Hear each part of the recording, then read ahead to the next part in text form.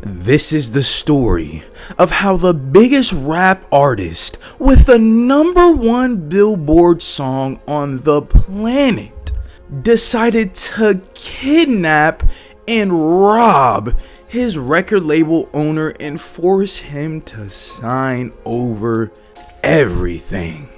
On April 1st, 2026, federal agents would blow off the hinges of the door of Lontrell Williams, aka Pooh Shiesty, letting off a barrage of flashbangs and apprehending a total of 9 young niggas on camera. Federal authorities would announce a federal indictment of kidnapping and armed robbery, charging all 9 niggas in connection to an incident that happened at a music studio earlier that year. The indictment lists 9 defendants: Lontrell Williams, aka Pooh Shiesty, his father, Lontrell Williams Sr., aka Mob Boss, his right-hand man, Rodney Lamont Wright Jr., aka high-calorie rapper Big 30, and 6 other young fucking demons. A 32-page criminal fucking complaint alleged on January 10th, 2026 at around 1 p.m. that day. The victims would fly into Dallas Airport, where Pooh Shiesty was residing, fresh home from jail.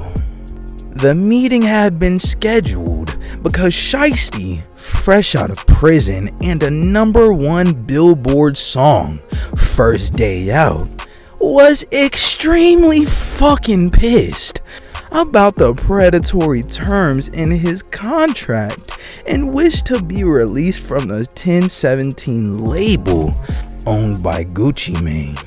At 1:45, fresh off the plane, Gucci and his team met with the defendants at a recording studio within an office building. The entire team began preparing to record a song, while the victims overheard Shiesty on the phone with his parole officer, arguing with a broad that he had been granted permission to go to the studio.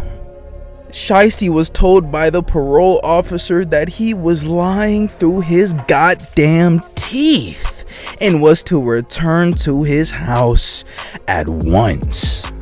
Overhearing the conflict, Gucci would tell Shiesty they could reschedule the session for another day.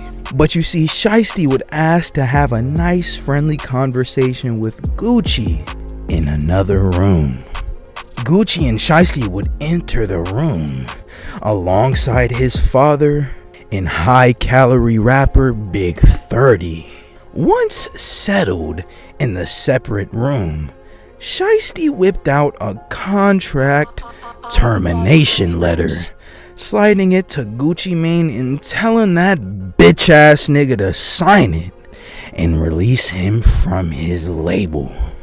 Taken aback by the pure fucking audacity of this Negro, Gucci Mane flat out refused.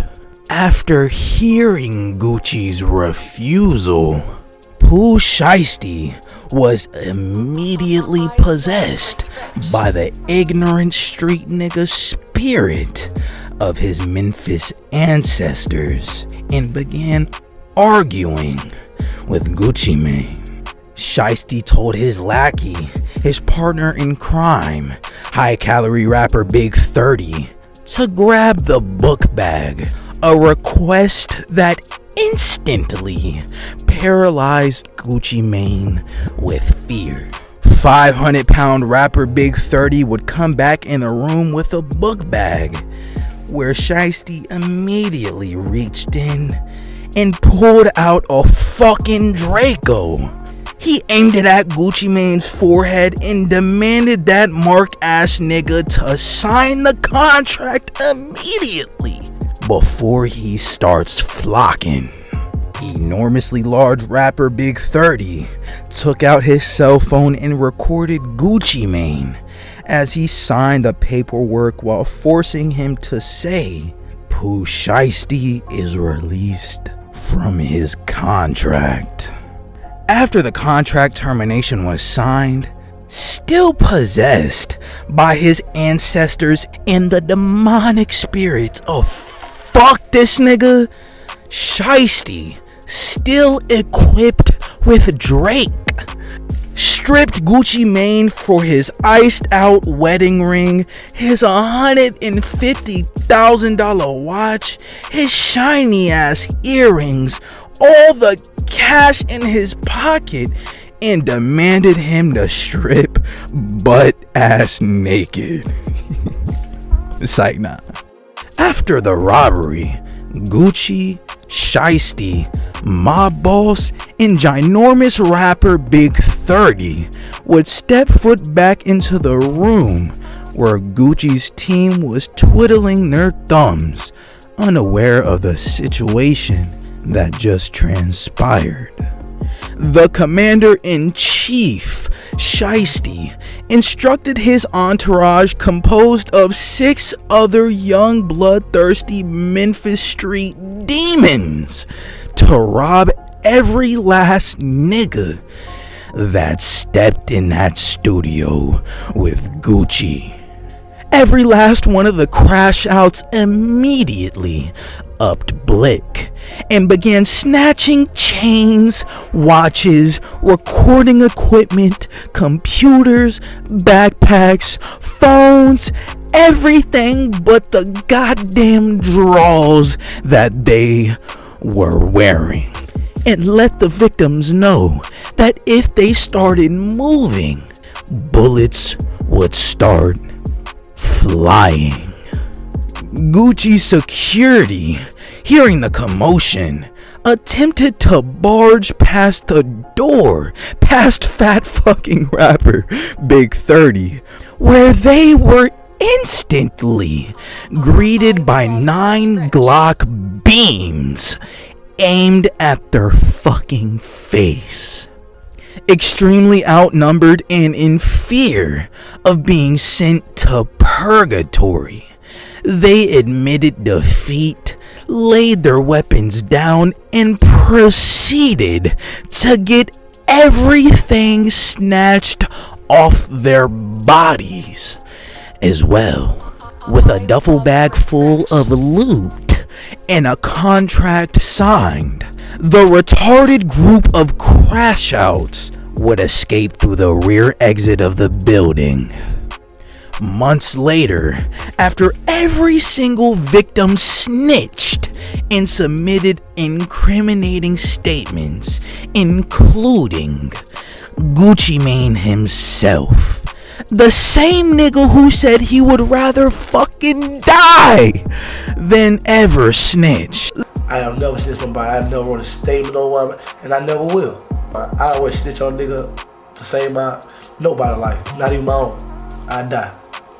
So I snitch on nigga. The self-proclaimed S-rank savage, born and raised in the shit slums of Gwinnett County, the biggest gangster of the early 2000s rap era, would detail Pooh Shiesty and colossal rapper Big 30 as the perpetrators who stripped him butt naked and robbed his entire entourage. Pooh Shiesty is currently being held without bail and faces life in prison for the claims being alleged by the defendants.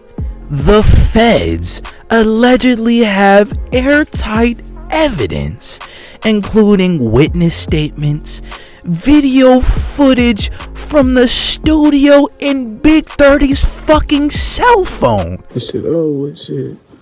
You dropping this dumb bitch? Bro, let them know it's a done deal. Why is it done deal? Let them know you dropping me, I'll drop you. No, say it. Who should I say drop from 1017? Shout out to Real nigga ain't never did no police shit or none of that, bro. Tell them what's going on. Bro, we just did that. That's done. What you do? You dropped. You said you want to be dropped. You dropped. You signed the paper I and signed the everything. paper. It's done. And get this, even video footage of Pooh Shiesty's father, Mob Boss, printing out the goddamn contract termination letter at a Staples printer just hours beforehand. You throw in the fact that Shiesty was on parole for shooting 2 people after a 5-year prison sentence immediately caught these charges. Upon his release, there's no doubt in my mind that the feds are offering nothing short of fucking forever as a plea deal. Prayers go out to Shiesty and gigantic rapper Big 30, but they are as stupid as people come. Like the video to push my content in the algorithm and subscribe. Let's get to 70 subscribers and consider watching this video right here. Gone.